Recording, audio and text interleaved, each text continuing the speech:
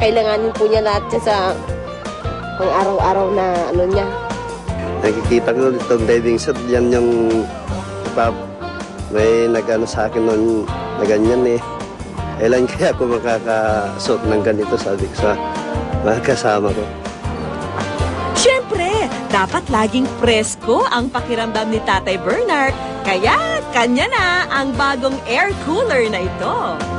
Hindi ko na maraming salamat talaga sa inyo, sa Wiskulan. Hindi ko na masasabi yung nararamdaman ko eh. Sa susunod nating pupuntahan, hangad namin ang isang malagong negosyo para sa pamilya. Kaya itong suking tindahan, kumpleto na ng samut-saring groceries para sa inyong paninda. Palalagwin ko para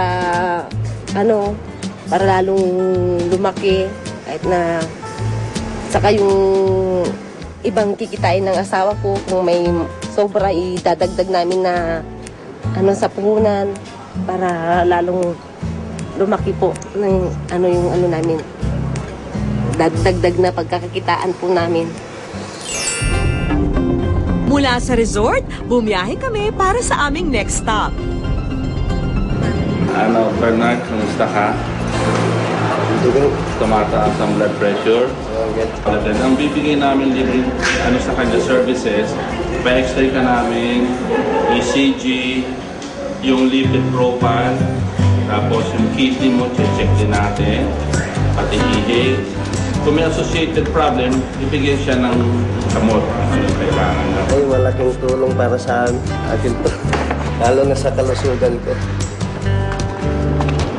Maraming salamat talaga sa Wiskulan, sa Jimmy, sa gas na tumulong sa akin. Welcome po sa Golden West Colleges. At malilimutan ba namin ang pinakahihiling nyo? Bibigyan po namin sila ng libreng scholarship para makapag-aral po sila pagdating sa kolehiyo night time. So, eto po. Lalo ko pang pag-iigihan ng pag-aaral ko dahil inalagaan nila ako ng mabuti. Halos buong buhay ni Tatay Bernard, tila iniiwasan siya ng swerte. Ngunit sa pagkakataong ito, sa wakas, kumampi na ang tadhana sa kanya. Wish ko